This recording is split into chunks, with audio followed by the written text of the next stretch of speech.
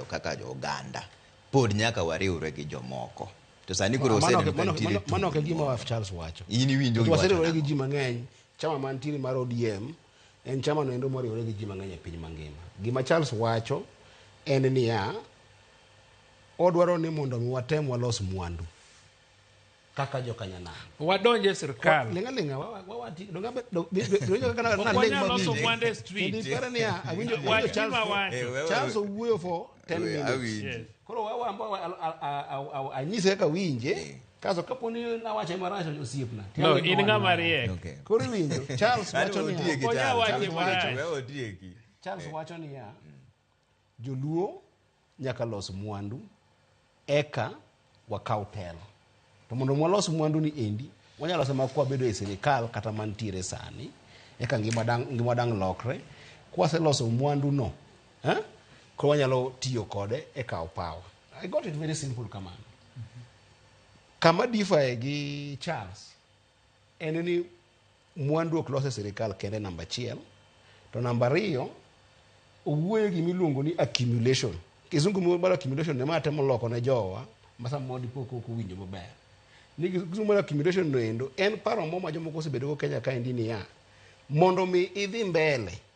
donje sirikal yake accumulation mara ka winje I might be wrong inyalo loko ne jowu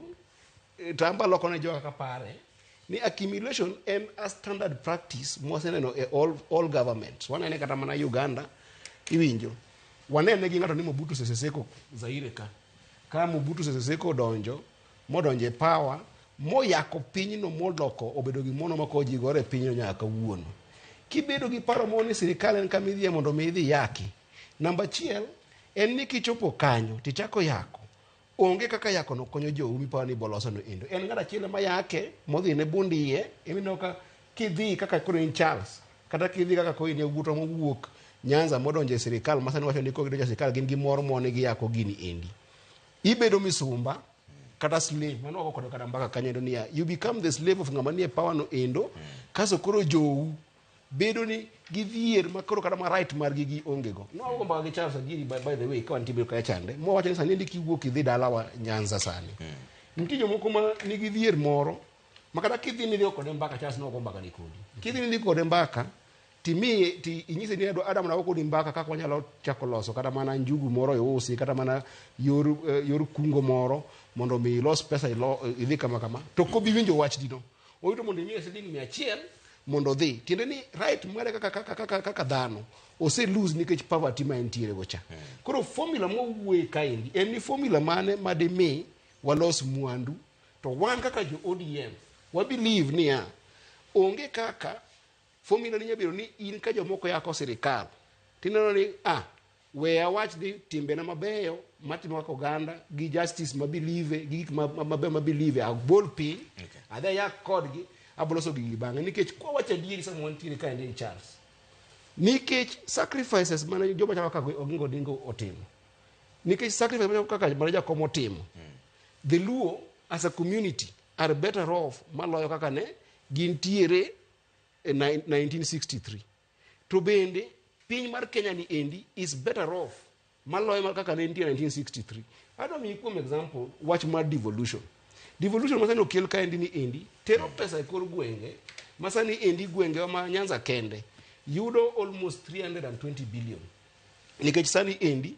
wan kata manyoro mano 340 billion in the 5 years term kana mo confuse ni awache ni within a year nikech nyoro kana anti mediation committee mano wagolo pesa ma county zero from 385 billion mochopo billion 400 pesa go eko nyalo bedo ni gidhi kor gwenge wato matin madhi development lakini the fact ni gidhi kendo gindiko ji kor gwenge wa ngima ji o change to devolution no endo no go kel by accumulation of wealth no kel ni Raila Odinga serikal no dio yake no ko kel ni jomoro biro mbele wa mano gore ne gigi eki odhi moyako kani paro 1990s osiepna ma Charles nintire buche mano kinyal goyo kata mbikni mano kinyal goyo kata wache mano kinyal wacho e wang piny endi maji progress mago wawinjo mbikni gi eki to gigo eko olokore piny masani endi wanyago mbikni moko momiyo piny odhi kuma opogore ma sani endi piny is better off nikech jogo eko ma ochung ratiro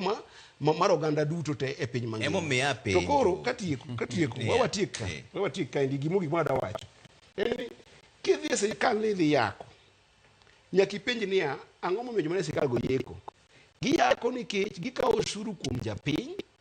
Ka gisekawo osuru kuom japiny monego bed ni gitimo go development, ok gitim go development go eko nikech jo achiel ariyo moko adek moko kawe. Mano wawacho kacha na accountability chan.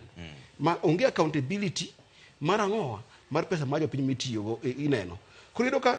hinyruok mar ng'ata ng'ata e piny ka kidak sani Kenya ko gik kuma kidhi kata Migori kuma nitie. Migori is almost about 60% Luos. 40% ma jodak Migori nitie Okuyu, nitiere Jalango iye, nitiere Jasomalia iye, nitiere Jakuria iye, nitiere Jabandu iye. Onge bi wacho